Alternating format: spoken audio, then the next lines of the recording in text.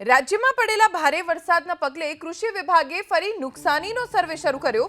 12 જિલ્લાઓમાં ખેતીના પાક અંગે સર્વે શરૂ કર્યો છે અને 600 જેટલી કૃષિ વિભાગની ટીમ સર્વેમાં જોડાઈ છે। 4000 જેટલા ગામમાં નુકસાની થયાનો પ્રાથમિક અંદાજ છે। મગફળી, કપાસ અને એરંડાના પાકમાં વ્યાપક નુકસાન થયું હોઈ શકે છે। સાથે જ શેરડી, ડાંગર, શાકભાજી, મકાઈ, તલ અને ડુંગળીના પાકને પણ નુકસાન થયું હોઈ શકે છે। 12 જિલ્લાઓમાં ખેતી પાકના નુકસાન અંગે સર્વે શરૂ કરી દેવામાં આવ્યો છે અને 4000 જેટલા ગામોમાં નુકસાની થયાનો પ્રાથમિક અંદાજ છે। મગફળી, કપાસ, એરંડા, શાકભાજી, શેરડી, ડાંગર સહિતના પાકને નુકસાન થયું હોઈ શકે છે। વધુ જાણકારી અમારા સંવાદદાતા હિરેન રાજ્યગુરુ પાસેથી પ્રાપ્ત કરીશું। હિરેન, કૃષિ નુકસાનીનો ફરીથી સર્વે શરૂ થઈ ગયો છે। કેવું આયોજન છે આ સર્વેનું? ક્યાં ક્યાં કઈ ટીમ પહોંચી? જો ચોમાસાની આ ઋતુની અંદર જે પ્રમાણે વરસાદ વરસ્યો અને વધારે પડતો વરસાદ વરસ્યો તેને લઈ અને રાજ્ય સરકાર દ્વારા એક ખેડૂતોને મદદરૂપ થવા માટે પેકેજ જાહેર કરી દીધું છે।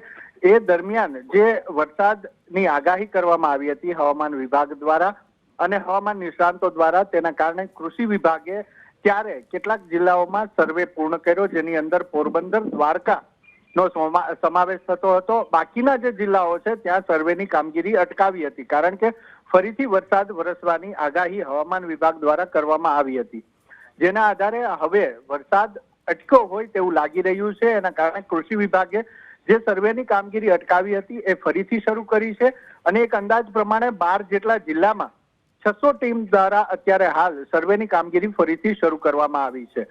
પ્રારંભિક અંદાજ જે મૂકવામાં આવ્યો છે એ મુજબ 4000 ગામડાઓ એવા છે કે જ્યાં ખેડૂતોને તેમને વાવણી જે કરી હતી, ખેતીનો જે પાક છે તેમાં નુકસાન થયું હોય એ પ્રકારેનો પ્રારંભિક અંદાજ વ્યક્ત કરવામાં આવ્યો છે, જેની અંદર મગફળી, કપાસ અને વ્યાપક પ્રમાણમાં એરંડામાં પણ નુકસાન થયું હોય તે પ્રકારેનો અંદાજ વ્યક્ત કર્યો છે।